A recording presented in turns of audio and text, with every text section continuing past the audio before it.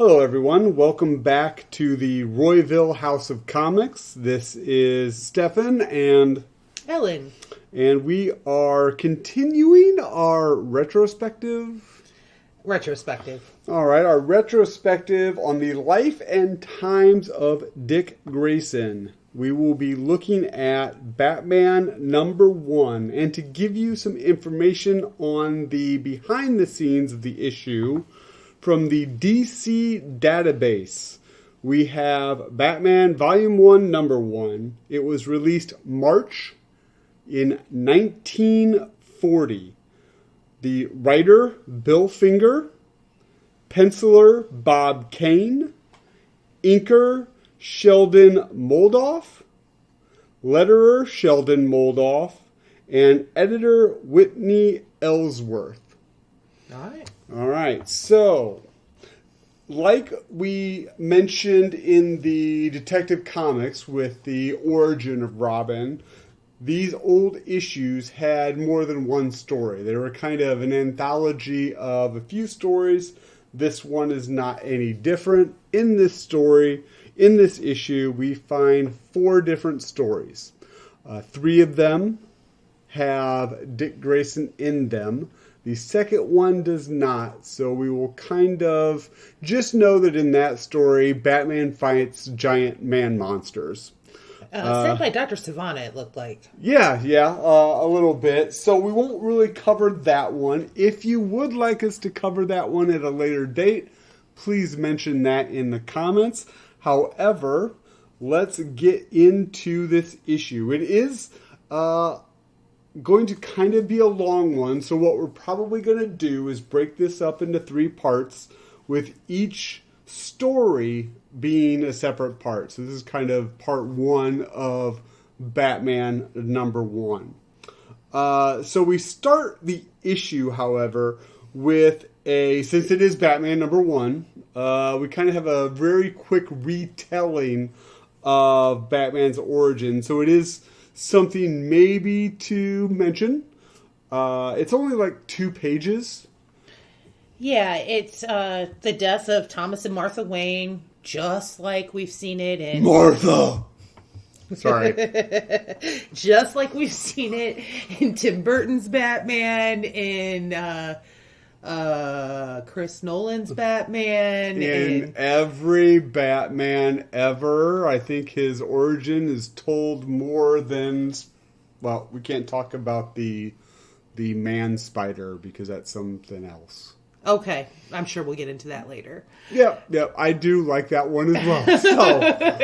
Anyway, so they were mugged when they were out in a family outing. Both parents were shot in front of Bruce. And this story, days later, young Bruce takes a vow by candlelight, just like he had young Dick Grayson take. So it is kind of circular there. Yes, and it does go into the fact that Bruce Wayne prepares himself for his career. He becomes a master scientist. And then he trains his body to physical perfection until he is able to perform amazing athletic feats. So it sort of in 2 panels explains how he's so smart. Amazing. That's what he says. Somebody else amazing? Wait a minute, we're not supposed to talk about that. Right. Sorry. And so in 2 panels, they cover how Batman is able to do his acrobatic feats and is such a good fighter and is so smart. In the 3rd panel, they do cover that he is wealthy. And then in the 4th panel afterwards is one of my favorite Batman moments, where Bruce says to no one in particular, "Criminals are a superstitious, cowardly lot, so my disguise must be able to strike terror into their hearts. I must be a creature of the night. Black, terrible." And then the bat flies in, and he takes it as an omen, and he becomes the Batman. So every time somebody... Well, he shall become a bat. Oh, I'm sorry. And then becomes the Batman. So I guess his chemicals didn't actually turn him into a man-bat. That was somebody else. That's somebody else. Yeah. Actually, within this continuity, we might run into him eventually. So basically, that's the origin of Batman in two pages, and I just thought it was interesting that he took a vow by candlelight again to nobody in particular. There were no witnesses here. So this is the kind of man that Dick Grayson's getting involved with.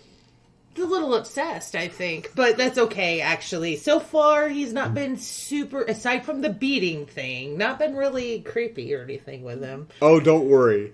Are we going to read that? There's going to be something that happens in this issue that I'm sure we're going to talk about. However, right now we're going to talk about the first story, and it is a doozy. Ladies and gentlemen, it is the first appearance of Mr. Joker. Well, I mean, they're being polite. They're just meeting. Exactly. I just thought it was hilarious that they both refer to each other as Mr. Joker and Mr. Batman, as if they're like, hey, Jimmy Joker, we just went down to the gas and sip and met Jimmy Joker. Oh, yeah, I had to punch his lights out. Oh, now, Ernest Batman, you're so funny.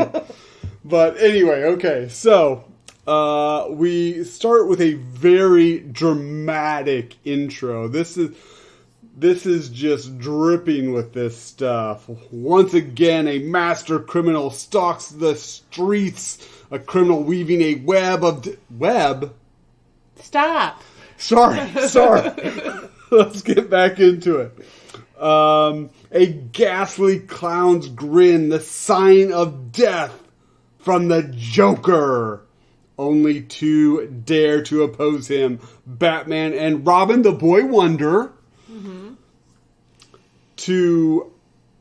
To battle the grim jester called the Joker. A battle of wits with swift death. The only compromise. Wait, is that a compromise? Not really. One or the other gets their way in that. Yeah. Well, we can compromise with you dying. Yeah, we can compromise with me dying. Yeah, that's not really... I get... Well, yeah. There's no middle ground. Compromise is the middle ground. So, it sets up that, Joker is kind of working alone, actually. He is using the radio. Doesn't really say how he's getting access to the radio waves, if he has any technology or anything, but he's using the radio to basically tell everybody that he's going to kill someone and take this jewel, this Coleridge guy. He's going to kill him. He's going to take his diamond. And it's kind of funny. I find it interesting that they reference dating. Everybody always talks about how, well, that's going to date this movie. That's really going to date this if they make this joke about some contemporary thing. And the old couple that is listening to the radio talks about, it's just like that. Everybody with that story about Mars the last time. Ha ha ha. Referencing War of the Worlds. War of the Worlds. I don't know. I just thought that was kind of a cool little thing that they threw in there. But really dates this comic. Yeah, from like 80 years ago. Yeah. All right. The Joker has spoken. I have spoken. I said I've spoken. I say good day, sir. All right, so the police take it seriously, and they basically try to protect Coleridge. However, kind of this cool locked room scenario. The Joker says, I'm going to kill this guy at midnight, and I'm going to take his jewel. Well, they're basically surrounding this guy with police officers, and at the stroke of 12 o'clock, he's still alive, I'm not dead, and then he dies, and creates this, over his face comes this Joker grin, and I actually, when I read it, I'm like, that's a really cool visual. It's almost horror comic-esque in its way. Well, the Joker all of his imagery, even modern day, is pretty horror-esque. So I guess it just started right from the get-go. True. And I like the writing here. Slowly, the facial muscles pull the dead man's mouth into a repellent, ghastly grin, the sign of death from the Joker. And then you have the cops. It's horrible, grotesque. The Joker brings death to his victims with a smile. And then there's obviously the dead man with a huge Joker-like smile. Huge toothy grin. Look at all those teeth he has. But, great dental plans back in the day, I guess. They have extra teeth. So, I find it... So then it kind of shows the Joker and that he really likes what he did and he's going to go basically do it again. Well, okay, but also, just so you know, he planted a fake in the safe with it. True. So, like, that whole locked room scenario, yeah. So how was he able to do that? Of course, it's kind of funny because the police automatically, no, this is a fake. But that is true. Like, this is a fake. This is glass. I mean, like, I can't tell glass from a diamond when looking at it, but... But maybe they have those little, what are those, the spyglass things that the jewelers have? They just didn't show it. It was off screen. That's true. I don't know what they're called. Those little things that they put in their eyes, Glass things, yeah, I don't know. I'm not a jeweler. They look like a little monocle, only they're like a telescope. Yeah. Yeah. So, with that, we get a shot of Batman, Bruce Wayne, once again smoking his pipe. Oh, I'm sorry. I really hate to do this, but we need to go back. Okay. Because the first time that we see Joker in all of his glory, what is missing? His smile? Yeah. Why is he not smiling? That's true. He looks very melancholy in that picture. He really does. Anyway, I'm sorry to derail. I do also find it interesting that in the room, he has a bust of Batman. He does? Yeah. Did I miss that? If you look at the picture right after, yep, right there. Oh my gosh, he does. I don't Holy know if crap. they've ever met before. I don't know if he just bought that at the local, Macy's down the road. It was just really weird that he has the bust of Batman there. Holy cow. Or did he, steal a cowl? Yeah, I don't know. I just thought it was interesting. So... I'm sorry to derail. Nope, not a problem. Moving on, we get that Bruce Wayne smoking his pipe. They're reading the paper, and Dick is talking about the Joker and hey Batman, or hey Bruce, shouldn't we go get this guy? And then Bruce says, not yet, Dick. The time's not ripe. But when we do... ... Yeah, what do you mean, Bruce? The time's not right. Somebody he just killed a guy. I know. He just killed... No, time's not right. I didn't like that guy that much anyway. Yeah. That guy owed me $20. $20 million. I mean, they're billionaires, so $20 million. So, let him die. Whatever. Sorry. So we have the Joker doing it again. The Joker has spoken. The Joker has spoken again, and it's him again. The Joker. Some older couple is talking about it. Do you think it's the same older couple from before? Are they bookending that? No, it's not, because the first lady and second lady definitely appear to be different to me. One's a little bit more robust as a woman, so I think it's a different... Okay. Yeah. So once again, it's kind of a locker room scenario. We don't really need to go over this one. It's kind of about the same thing. However, I did find it very, very funny that how the Joker attacks this time is he is in... So you have, in mansions, you have the full plate of armor that you see. Well, he's actually inside the armor. It's a really cool visual to have the Joker reveal himself. It is a really cool visual, but it just makes me wonder, first of all, how long was he in that armor? Why didn't the police find him? Why did the police... did the guy not breathe? Did nobody, go and, oh, that's a really nice thing of armor. Oh, my God, it's got eyes. Or Or just even more simple than that. This is a really nice, convenient, man-sized thing that... Yeah, right next to everybody. It's like right there in the room. But anyway, we digress. They don't find him. He is able to paralyze the police and not kill them. And then he kills his target. With a blade dart. With a, yep, and once again, anyway. So, and is able to take him down. So, now we have a group of mobsters. Very dapper mobsters, as we know from Detective Comics. They're all in bright colors, three-piece suits. Everybody's wearing a hat inside. And so they're rude. Well, yeah. Well, they are mobsters. So, bad guys. Sorry. So the main mobster is named Brute Nelson. Which is awesome. So, of course, you name your kid Brute, people. He's just going to be a mobster. Well, anyway, he says, we're going to get this Joker, see? Well, he doesn't actually say see. Nobody says see in this. This time I'm disappointed. However, Brute Nelson does say that the Joker is a yellow rat. He's a yellow rat there, that Joker. So, Batman thinks that, now 2 people are dead. So, maybe I'm out of smoking tobacco for my pipe. So I think while I go out to get that, just on the way home, we might as well solve this. Yeah, we might as well do something. So he leaves. Actually, I don't think Dick comes with him. Yeah, he says, "Where are you going alone?"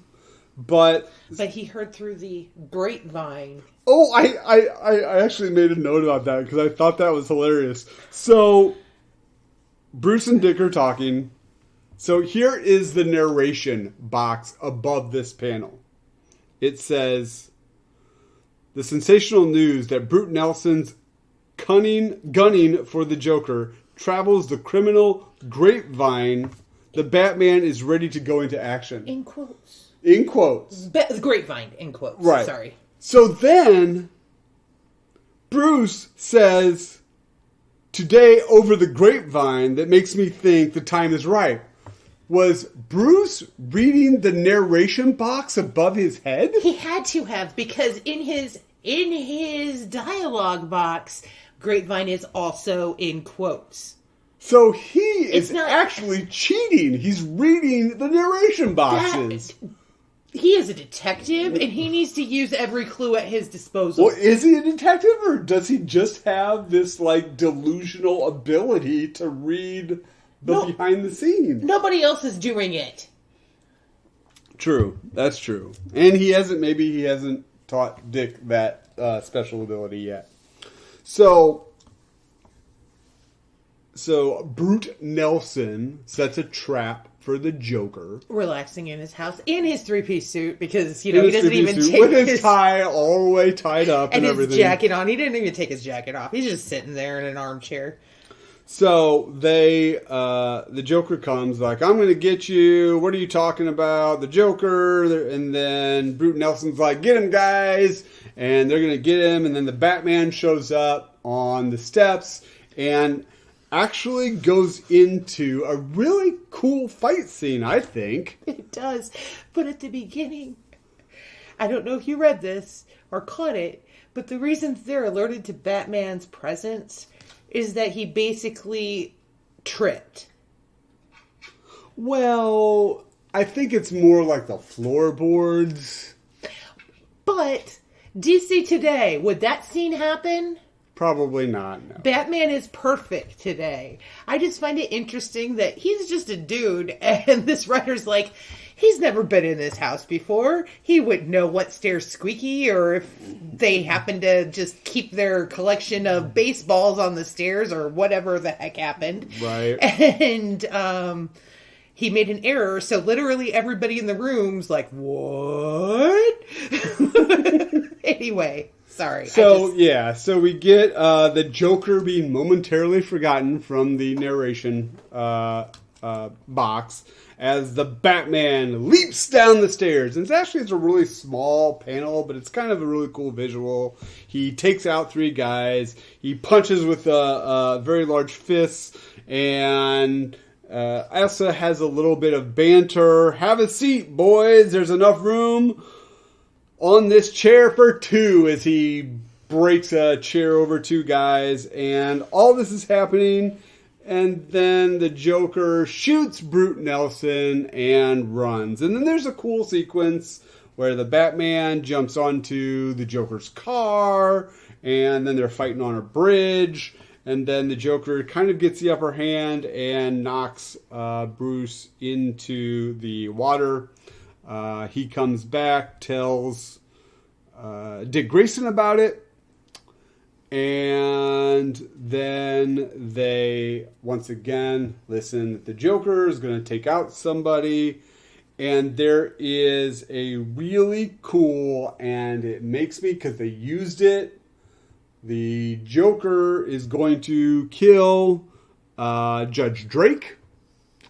And he sets it up that he is the chief of police. You don't know he's the chief of police until he's going to kill Judge Drake.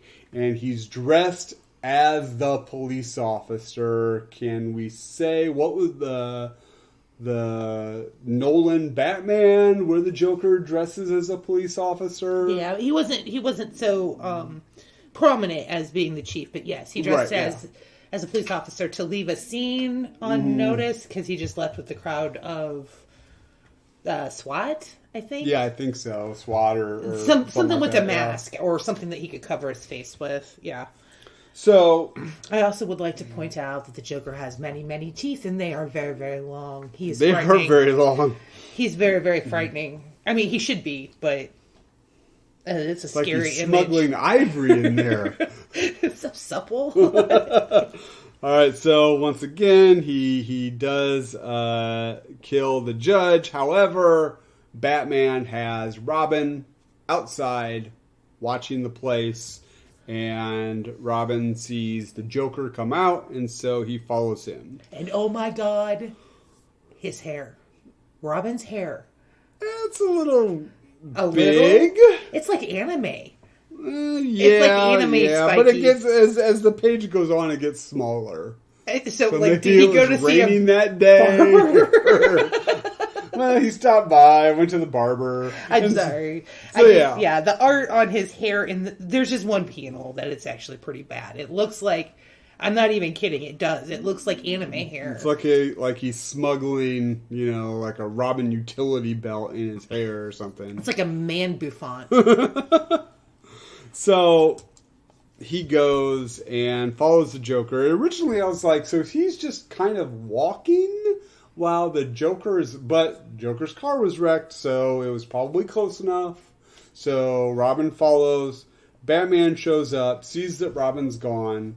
And I thought it was interesting that he is able to use an infrared, kind of a infrared flashlight, because he put a special chemical on not only his boots, but Robin's boots, so that they would basically glow in an infrared light. And I'm just thinking, okay, so are you totally making Robin bait so that you can just follow the Joker? But then I'm like, but he did it on his own shoes too. I didn't read it that way at all. I read it as like a fail-safe. I mean, he is a master scientist. Right. If you read the prelude. Yeah, I definitely kind of said, okay, no, that's not what's going on.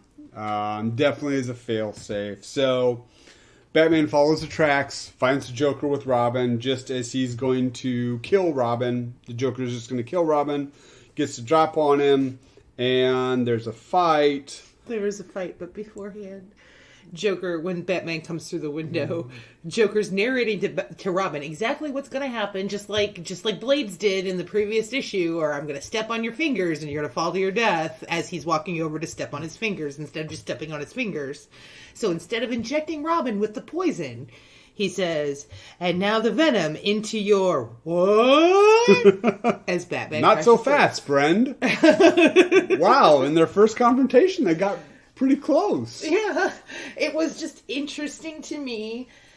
And I understand this is old school comic etiquette and structure. Etiquette's probably the wrong word, but it's old school comic structure in that everybody has to, because the pictures aren't moving. Right. So everybody has to narrate what they're doing. But I find it really funny because this must have been before the advent of the thought balloon.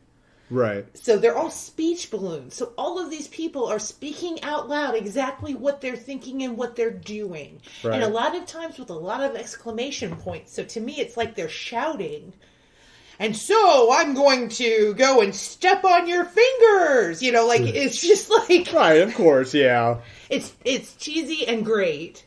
I'm not saying that it's a bad thing. It was one of the few times in this specific story where something like that happened. And I find it funny. Like, I actually laughed out loud when I was reading this, when I got to that panel, because of that. Well, I started to laugh a little bit on Batman's awesome retort. A clubbing blow. You may be the Joker, but I'm the king of clubs. And he hits him. It was pretty cool. Yeah. It was very, very well done, Batman. Burn! Anyway, okay. So they fight. The Joker kind of gets away because Batman has to rescue Robin. And they follow him. And there's this great, so they rescue Robin. They're like, well, we have to continue after the Joker. And it's the Cleopatra necklace that's owned by Otto Drexel. Come on, there's not a moment to lose with a maniac on the loose. It kind of reminds me of the Adam West. Yes, a little bit, actually. And there's more of that a little bit later. But I also want to point out that in the last comic, in Detective Comics 38, it was Robin's cape that was spring-loaded. Yeah, now Batman's... No, there's just a huge gust of wind. This actually could be... Only on Batman, though. Well, right, he's Batman. Does he carry his own read narration fan? Boxes. He has a guy that runs around with a fan for him. Okay. Yeah. It was interesting because it's almost exactly the same shape even as Robin's cape on the cover of Detective Comics 38. The penciler drew it in much the same shape as Robin's, flying off his shoulders. So we have the Joker going to an apartment or a penthouse to get this Cleopatra's necklace. Gets into a confrontation with Batman, shoots Batman, and actually they just proved you wrong. They did. But that's okay. That's okay.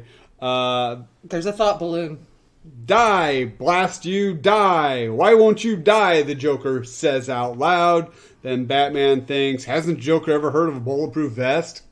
Like, seriously, dude.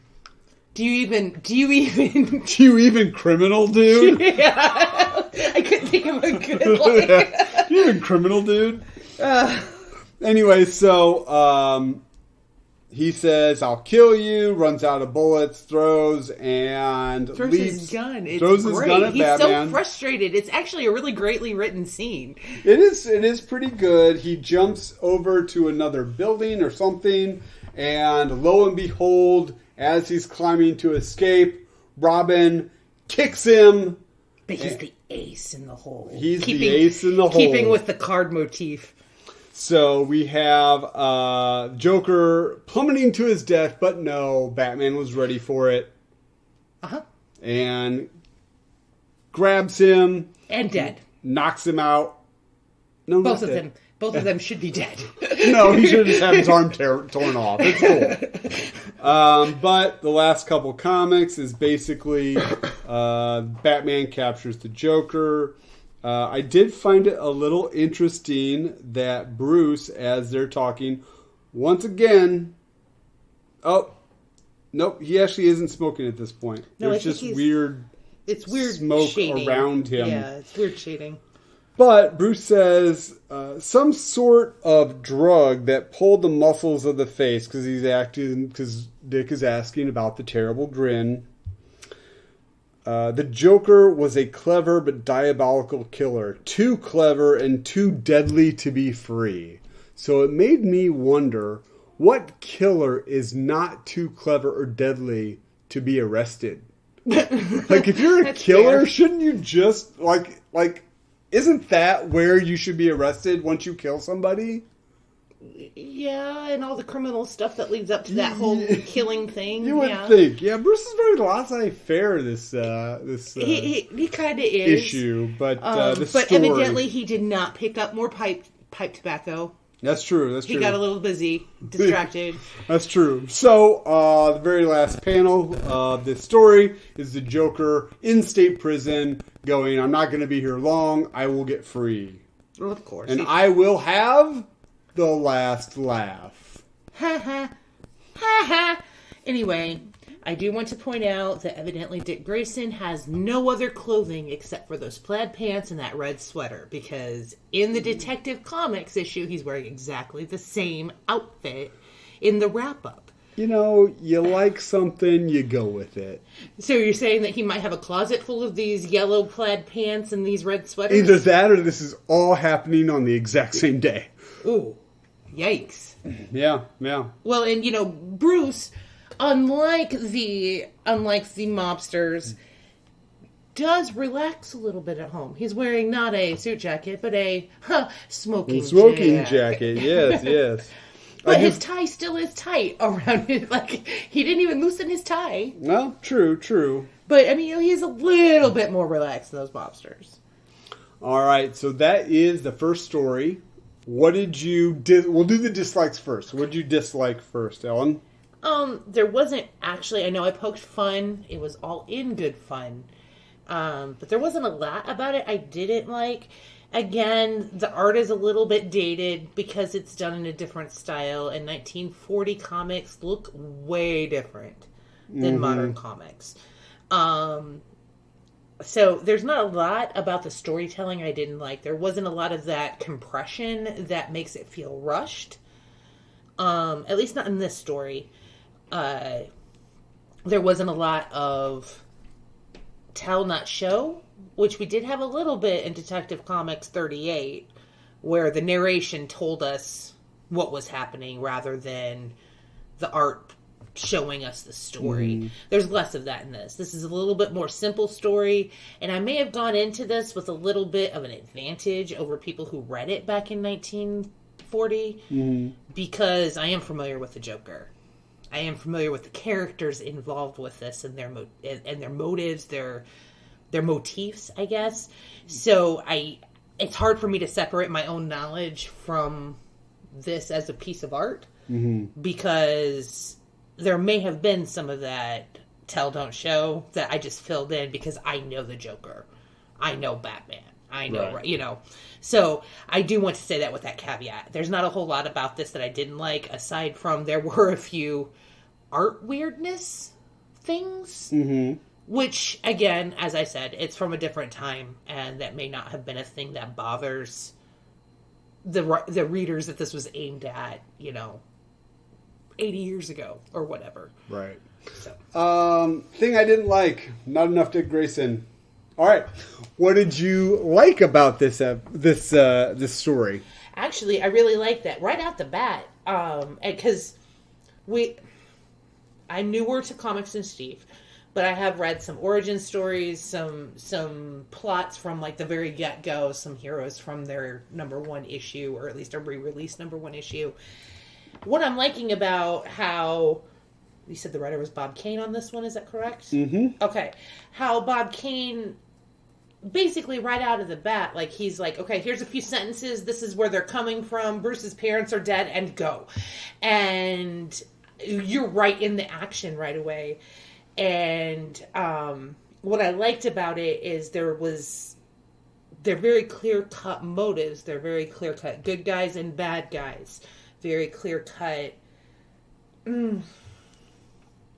So I don't know how else to say that. I feel a little flustered right now.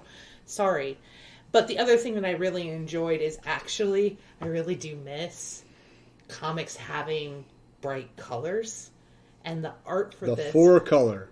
I mean, not even just the 4-color, just bright colors. But in 4-color, you're forced to have bright colors because you only have those 4 to kind of play with. Mm-hmm. But I do enjoy the way the thing looks. Actually, the penciler did a really great job, and the inker did a really great job of keeping things fairly consistent through the whole thing as well. I didn't see very many coloring errors or anything like that. This is a really tight story that's told very well and drawn very well.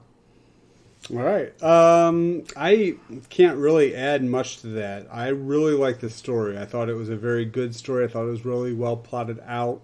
I liked the action in it. For a 1940s comic, the action was fun and worked. In my brain, I was filling in some of the action steps, and it really looked cool. The Joker's first foray into the world of comics was diabolical, sinister, and fun. And he was a smart, and in character, yeah, he was a smart villain. So yeah, I liked it. I wish, obviously, there would have been more Dick Grayson, but even Dick Grayson this is kind of more of the Dick Grayson was the damsel in distress. However, he does have the last shot on the Joker before Batman captures him. So yeah, solid story, solid to me art piece, well written for the 1940s. Definitely good story. So next time we will get into the third story. Once again, the second story does not have Dick Grayson in it. So we will do that next time. If you want us to do the second story, once again, let us know in the comments. However, if you like what we're doing here, if you like Dick Grayson, if you like comics, please subscribe, leave a comment, notification. And until next time, we'll see you later. Read more comics. Keep reading. Keep reading. Thanks all.